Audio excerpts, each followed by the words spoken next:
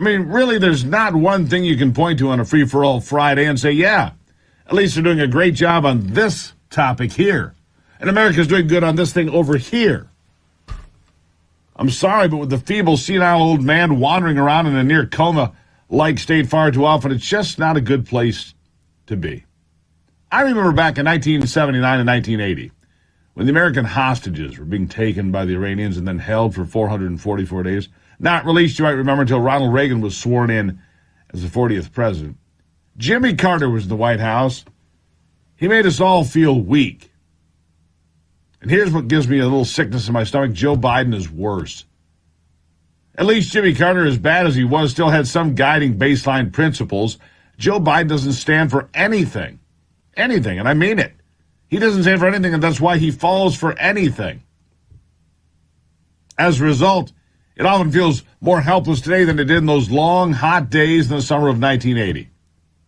I remember reading Time magazine back when it still had a smidge of integrity and value. There was a picture of burned-out American helicopters in the desert on the cover. Dead soldiers, several dead soldiers lying in the sand, but at least he was trying to do something about getting the hostages home. And he apologized for the failed mission of the nation. He didn't blame others or dodge the questions. He was heartbroken by that epic failure. Nothing like Joe Biden's complete disregard for the soldiers, the men and women he got killed in the disastrous, ill-advised exit from Afghanistan that also gifted billions in defense materials to our enemies, along with Bagram Air Force Base for the Chinese to move into almost immediately. In comparison, Jimmy Carter's attempt to save Americans and Joe Biden's indifference to those he got killed speak volumes about who Biden really is. In just the past couple of weeks, more failures on the senile president's part.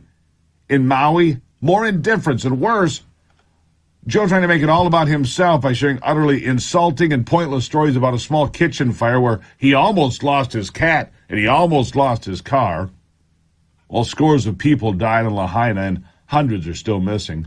Many, by the way, will never be found because they were incinerated by a wall of flames, burning so hot they were just burned alive and burned to nothing.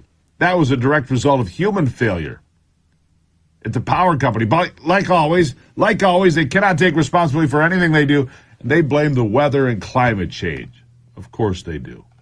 The whole climate change scam continues to be front and center. I wonder if the people in Florida that lost everything will get $700 checks like the people in Maui that lost everything and then be told that's all there is.